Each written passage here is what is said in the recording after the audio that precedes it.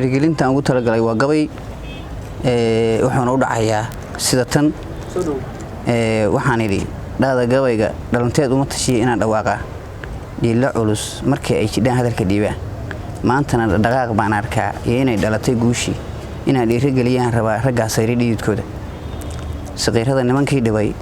oo dhuuniga u diiday dhalaan dhabarka saarnaa dhaafi kari waayey dhaahada nimankii dhacay iyo dhagoryaro geela qof kastoo dhaqaaqaba kuwii qarax u dhiibay allay leeyahay dhagarqabayaashii lalaah dhabarka weynaa oo suug baa dhalaalinayeen nafluhu uma dhaqaaqeen dhimbilaha waa kuwaas la dhiciyo dhamacda baaruuda dhulkay dheebsanayeen rabow xeebti lagu dheel dhankii u dhaqaaqdaba meydka dhalata moodaayo dhuuxooda waa kuwaas la dhigay dhagaxda waaweyn raggii dhuuxooda waa kuwaas la dhigay dhagaxda waaweyn wiilashaas dheelmana hayaa dhaliyay goolkii Soomaalidu way dhowdahay inay nabad ku seexdaan dhigta soo qabtay dhowr qof baan dhiman baanay afartaas dhameeyay hadaa dhinac kale u leexdo doontii wasiileed maalintu cadawgu soo dhoobtay dhanaanaatay maalinta dhacdo rasaas la isku wada dhiibay markii ay dhacdo rasaas la isku wada dhiibay dhulka dhuuma loo dhigay kuwii dhuuqi jiray dhiig dhalandhool ku laabtay ayagoo dhaawicii sidan dhamma iyo dhafoor bay ka qaabteen gabdhuhu raggii dhaarta soo maray arbaxyadaas nimankii geystama ciidana dhaafayna haduu hore u dhuuntay haduu maanta dhiban doono ilaahay oo jannada dhinac ka geeyadaan ku dhimna taladood baan salaam alaykum marka baaqa ku daras waxaan ugu baaqayaa in maantay si fiican ayaa dawladda Soomaaliya mudane xasan maxamuud iyo dad badan oo shaqadan u istaagay maanta inay dhulka Soomaaliyeed ka xoreeyaan dhagarqabayaasha waxaan leeyahay Soomaalidu ha u heliso sidoo xasanba u sheegay Soomaalidu ha u heliso dhaqaaqa ama shaqada uu qabtana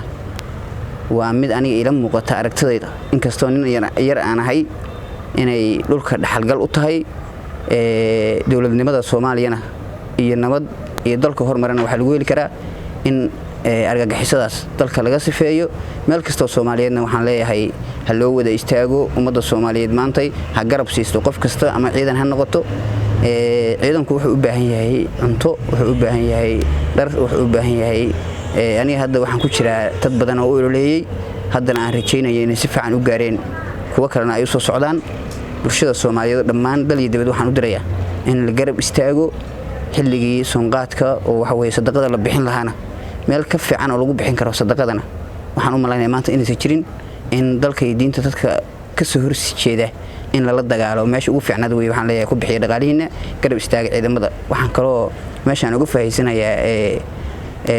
radio qaranka Soomaaliyeed waxaan leeyahay bulshada Soomaaliyeed oo waxa weeye aan u daqnanayo oo aan dareemayo in colaadda dhagarqabayaasha ama argagixisada aan ahayn oo ka socoto gobolka Sool laascaanood ummadda laascaanood waxaan leeyahay dhiiggaas hala joojiyo nabadda ha lagu soo dabaalo dadku waa dad wada dhashay Soomaali cadow kale male cadowgeedu waa argagixiso waxaan leeyahay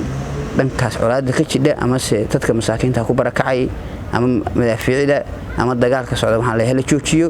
dadka Soomaaliyeed kulay dad badan oo iga aragtay dheer ama xildhibaan ha noqdeen ama dawlad ha noqdeen ama dad wax garad ah oo qabuura ha noqdeen intaba kulay baaqay direen waa nabad aniguna waxaan leeyahay nabadda hal qaato hana la joojiyo dhibkaas wuxuu nagu hayaa xanuun gaar uu nagu hayaa maadaama dagaalkii aan ugu talagalnay dadka diinta iyo dalka ku soo duulay maaha waa mid kale oo nagu furmay ummadda Soomaaliyeedna ku furmay ilaahayna waxaan leeyahay qowjiyo dagaalkaas iyo dhibkaas